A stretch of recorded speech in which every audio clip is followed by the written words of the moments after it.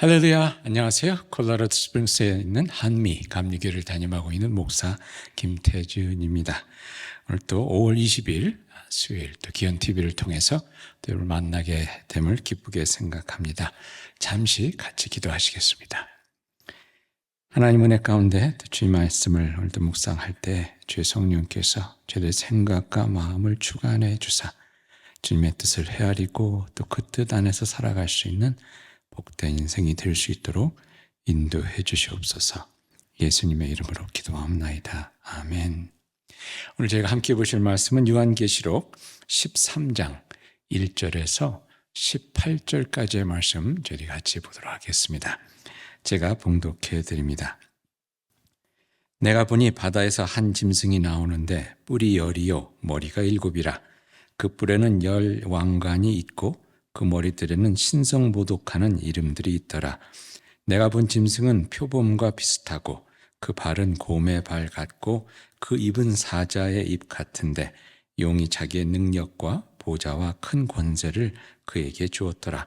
그의 머리 하나가 상하여 죽게 된 것 같더니 그 죽게 되었던 상처가 나음에 온 땅이 놀랍게 여겨 짐승을 따르고 용이 짐승에게 권세를 주므로 용에게 경배하며 짐승에게 경배하여 이르되 누가 이 짐승과 같으냐 누가 능히 이와 더불어 싸우리요 하더라.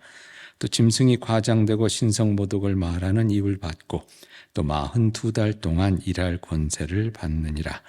짐승이 입을 벌려 하나님을 향하여 비방하되 그의 이름과 그의 장막 곧 하늘에 사는 자들을 비방하더라.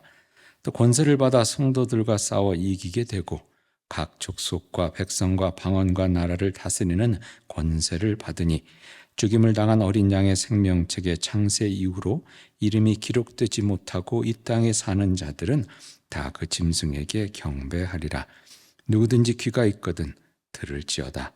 사로잡힐 자는 사로잡혀 갈 것이요 칼에 죽을 자는 마땅히 칼에 죽을 것이니 성도들의 인내와 믿음이 여기 있느니라. 내가 봄에 또 다른 짐승이 땅에서 올라오니 어린 양같이 2뿔이 있고 용처럼 말을 하더라. 그가 먼저 나온 짐승의 모든 권세를 그 앞에서 행하고 땅과 땅에 사는 자들을 처음 짐승에게 경배하게 하니 곧 죽게 되었던 상처가 나은 자니라.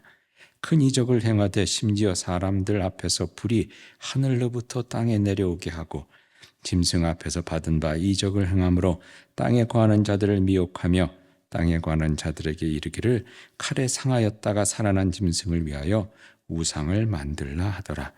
그가 권세를 받아 그 짐승의 우상에게 생기를 주어 그 짐승의 우상으로 말하게 하고 또 짐승의 우상에게 경배하지 아니하는 자는 몇이든지 다 죽이게 하더라. 그가 모든 자 곧 작은 자나 큰 자나 부자나 가난한 자나 자유인이나 종들에게 그 오른손에나 이마에 표를 받게 하고 누구든지 이 표를 가진 자 외에는 매매를 못하게 하니 이 표는 곧 짐승의 이름이니 그 이름의 수라. 지혜가 여기 있으니 총명한 자는 그 짐승의 수를 세어보라. 그것은 사람의 수니 그의 수는 666이니라. 이 말씀은 하나님의 말씀입니다. 말씀을 주신 하나님께 감사드립니다. 요한계시록을 저희 보고 있는데요. 요한계시록에 먼저 7교회의 이야기가 나오고 그 다음에 7 인을 떼는 이게와 함께 7 나팔을 통한 하나님의 심판의 이야기가 나오죠. 그리고 7 대접을 통한 또 하나님의 심판의 이야기가 나오는데 그 7 나팔과 7 대접의 그 심판 이야기 가운데 사도 요한이 보게 된 몇 가지 환상을 이야기해 주고 있습니다. 특별히 12장과 13장에서는 교회가 사탄으로부터 받는 그런 핍박에 대해서 말씀해 주고 있는데요. 12장에서는 용이 여자를 박해하는 이야기가 나옵니다. 여기서 용은 사탄을 이야기하고 여기 나오는 여자는 이제 교회를 이야기하게 되는데요. 나중에 17장에 또 여인이 한 사람 나오는데 음녀라는 표현을 쓰죠. 그 음녀는 이제 기독교인들을 박해하는 로마를 말하고 있습니다. 하지만 12장에 나오는 여인은 이제 교회를 이렇게 나타내고 있고요. 이 계시록에 보면 오늘 말씀에도 42달이라는 그런 표현이 나오는데 42개월 즉 3년 반 세월이 되겠습니다. 3년 반이라는 세월을 때로는 42개월 또는 1260일, 1260일을 이제 1년을 360일로 계산하면 또 3년 반이 되죠. 또 가끔 한때, 두때, 반때라는 표현을 씁니다. 한때, 두때를 합히면 이제 세때, 3년이 되고 반때, 그래서 3년 반 세월을 이야기하게 되는데요.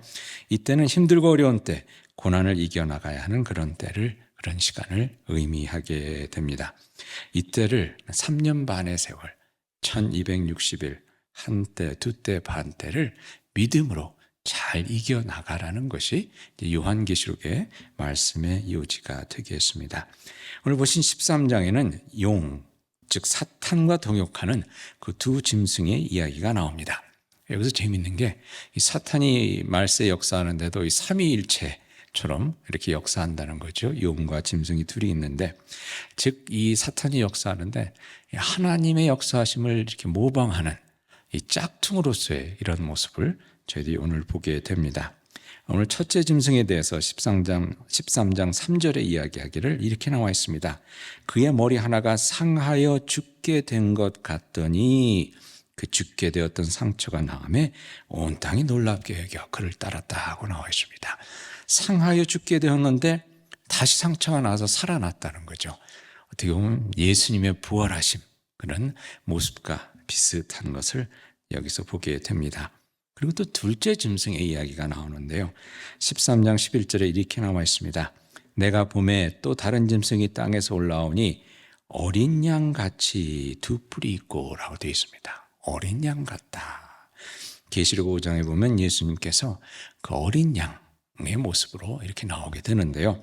13장에 이 사탄과 같이 역사하는 이 짐승이 꼭 예수님과 같이 부활 비슷하게 이렇게 살아나기도 하고 또 어린 양의 모습을 띠고 이렇게 나타나는 것을 보게 됩니다. 그러면서 13절에 보니까 큰 이적을 행하되 심지어 사람들 앞에서 불이 하늘로부터 땅에 내려오게 하고 라고 되어 있습니다. 막 큰 기적을 이렇게 또 보여주는데 불이 하늘에서 떨어지게 했다는 것은 엘리야를 또 생각나게 하죠. 이런 하나님께서 역사하시는 이런 모습들을 비슷하게 이렇게 흉내내는 그런 사탄의 역사를 여기서 보게 됩니다. 오늘 계시록의 말씀은 이런 짝퉁들에게 현혹되지 말고 오직 하나님만을 바라보며 나가는 거죠. 말씀만을 붙잡고 나가는 것입니다. 이것에 대해서 예수님께서 미리 말씀하신 것이 있죠. 복음서에 보면 특별히 마가복음 13장 22절에 보니까 이렇게 나와 있습니다. 거짓 그리스도들과 거짓 선지자들이 일어나서 이적과 기사를 행하여 할 수만 있으면 택하신 자들을 미혹하려 하리라. 이렇게 예수님께서 말씀하셨습니다. 말세에 거짓 선지자, 거짓 그리스도들이 막 나타나서 내가 예수다, 내가 그리스도다 그러면서 막 기적을 행하고 이런 일이 있을 텐데 그런 짝퉁들에게 현혹되지 말라는 것입니다. 여러분 요즘 그 이단이 참 많은데 막 내가 그리스도라고 한국에서도 그런 일이 많이 있지 않습니까? 그런 것에 현혹되지 말고 하나님께서 주신 말씀을 붙잡고 온전히 나아갈 수 있는 저와 여러분이 될 수 있기를 바랍니다. 그러면서 숫자 666에 관한 이야기를 하십니다. 이 666이 굉장히 계시록을 볼 때 관심들이 많으신데 누가 이 666인가 라는 그런 관심이 많으신 것 같아요. 오늘 13장 16절에 보니까 이렇게 나와 있습니다. 그가 모든 자, 곧 작은 자나 큰 자나 부자나 가난한 자나 자유인이나 종들에게 그 오른손에나 이마에 표를 받게 하고 라고 되어 있습니다. 오른손에나 이마에 표를 받게 했다. 이것을 베리 치비니 이런 얘기들을 많이 하시는데요. 그런 것보다 중요한 건 신명기에 보면 이렇게 나와 있습니다. 신명기 6장 8절에 보면 오늘 내가 내게 명하는 말씀을 너는 마음에 새기고 하나님께서 주시는 말씀을 마음에 새기라 그러면서 그 신명기 6장 8절에 또 이렇게 나와 있습니다. 너는 그것을 내 손목에 매어 기호로 삼고 내 미간에 붙여 표로 삼고. 즉 하나님의 말씀을 손목에 묶듯이 또 머리에 이렇게 박듯이 그렇게 하나님 말씀만 생각하면서 그 말씀만을 따라가라는 거죠. 그런데 오늘 계시록에서 사탄이 어떤 역사를 하냐. 하나님의 말씀이 있어야 하는 그 오른손, 하나님의 말씀이 있어야 하는 내 이마에 짐승의 표 666을 받게 한다는 것입니다.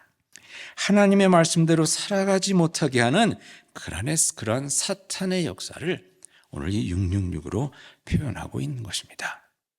세상의 현혹과 사탄 마귀의 그런 꼬임에 빠지지 말고 오직 말씀으로 오른손에 표를 삼고 그 다음에 이마에 표를 삼아서 살아가라는 그런 말씀이 되겠습니다.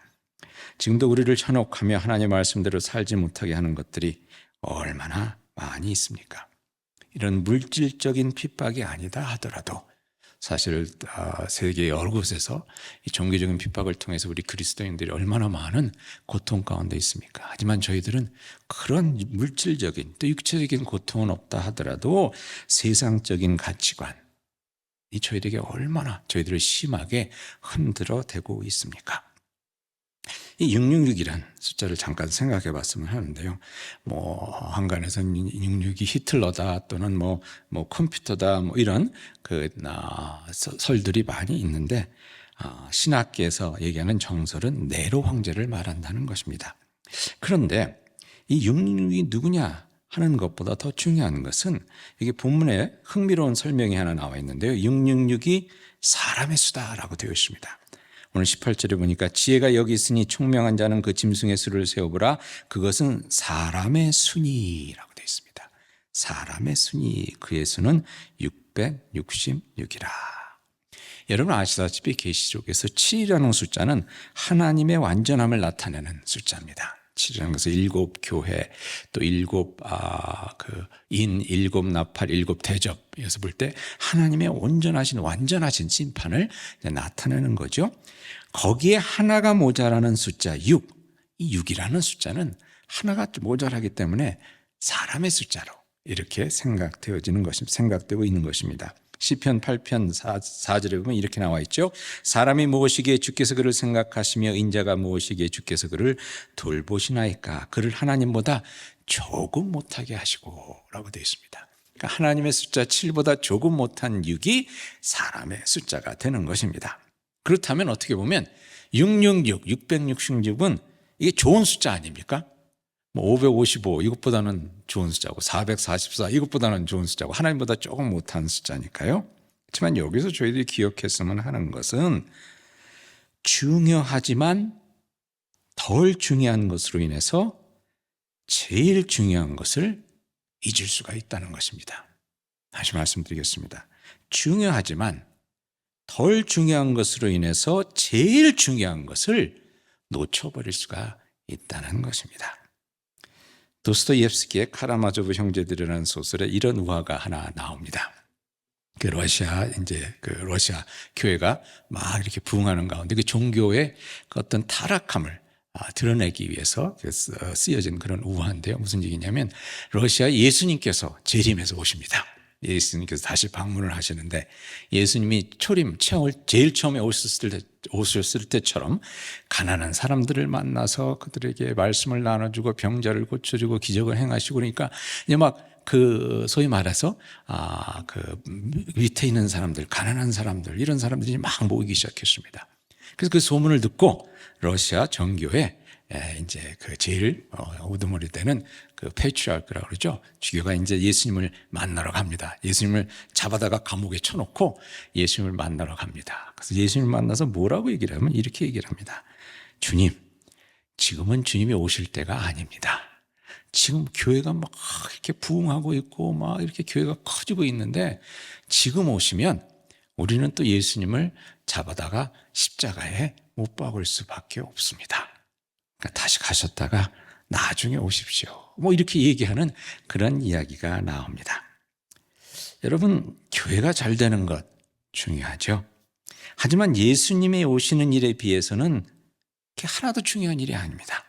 그런데 그렇게 중요하지만 덜 중요한 일로 인해서 진짜 중요한 예수님이 오신 것을 놓칠 수가 있다는 것입니다.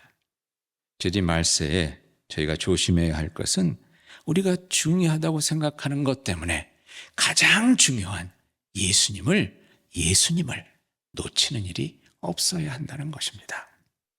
여러분, 저희 살아가면서 중요한 것들이 많습니다. 건강 중요하죠. 건강해야 또 교회를 열심히 하고 또 주님 나라를 위해서 열심히 섬길 수 있지 않습니까? 하지만 건강 때문에 예수님을 놓치는 그야말로 건강하기 위해서만 신앙생활하는 그런 모습은 없어야 한다는 것입니다. 가정 중요합니다. 하나님께서 우리에게 가정을 주시고 그 가정을 돌보는 것이 어떻게 보면 저희가 제일 먼저 감당해야 될 목회인데, 어느 때는 그 가정이 예수님보다 더 먼저 되어지는 그런 모습을 저희 보고 있지는 않은지 한번 돌아봤으면 좋겠습니다. 성공하는 것 좋습니다. 제가 좋아하는 기도 제목 있죠.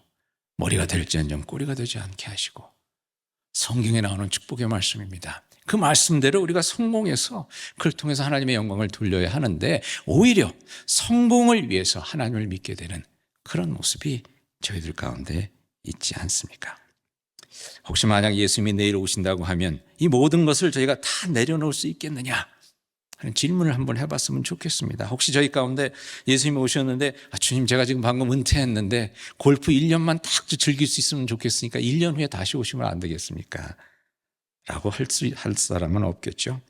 주님 제가 항암 치료 다 끝났는데 1년만 더 이 땅에서 인생 건강하게 좀 지내보고 싶습니다. 여행도 다니고 1년 후에 좀 와주실 수 없을까요? 하는 사람이 있을까요? 주님 제가 드디어 영주권이 나왔는데 한 3년만 더 있다 오시면 안 되겠습니까? 제가 이 미국 생활 좀 즐기고 그리고 하늘나라 갔으면 좋겠습니다. 그럴 사람 혹시 있을까요? 아니면 마라나타 주 예수여 오시옵소서라고 기쁨 가운데 감사함 가운데 외칠 수 있는 저와 여러분이 될 수 있기를 바랍니다. 여러분 666이라는 숫자를 아무리 크게 써도 777보다는 작다는 사실을 잊지 말았으면 좋겠습니다. 인간적으로 가장 좋은 것이 하나님께로 나아가는 가장 큰 걸림돌이 될 수 있다는 것. 예수님 당시 가장 인간적으로 훌륭했던 바리새인들이 예수님 믿는데 가장 힘들지 않았습니까? 부자가 천국 가는 거 불가능하다고 예수님께서 말씀하셨습니다. 인간적으로 볼 때 하나님께 축복받아서 부자가 되는 건 참 좋은 건데 그것으로 인해서 천국 가는 것이 힘들어진다면 안 되겠죠? 교회 부흥이 하나님을 잊어버리게 하는 그런 모습을 저희 또한 보지 않습니까? 그런 일은 있어서는 안 되겠죠. 대신 계시록 14장 1절에 보니까 이렇게 나와 있습니다. 또 내가 보니 보라 어린 양이 시온산에 섰고 그와 함께 14만 4천이 서 있는데 그들의 이마에는 어린 양의 이름과 그 아버지의 이름을 쓴 것이 있더라. 세상 것을 쫓아서 이마에 666을 새기고 가는 것이 아니라 그 이마에 예수 그리스도 이름과 아버지 하나님의 말씀을 새겨서 오직 하나님만을 향하여 주의 말씀을 붙잡고 나아가는 저와 여러분이 될 수 있기를 그리스도의 이름으로 축원드립니다. 같이 기도하시겠습니다. 주님, 환난과 고난의 한때, 두때, 반때에도 믿음을 지킨 성도들을 생각하며 또한 그 고난의 시간에 저희를 눈동자와 같이 지켜주시는 주님의 크신 은혜를 믿고 감사드리며 이 아침 주님의 이름을 찬양합니다. 존귀하신 주님, 땅의 것에 마음 빼앗겨 진정 중요한 생명의 주님을 놓치는 일이 없도록 저희의 마음과 생각을 지켜주시옵소서. 오직 주님만을 바라보며 주의 말씀만을 붙잡고 나가기를 간절히 소망할 때에 이 모든 말씀 예수 그리스도의 이름으로 기도하옵나이다. 아멘. 우리 말씀 가운데 승리하는 이 하루 받으시길 축원드립니다.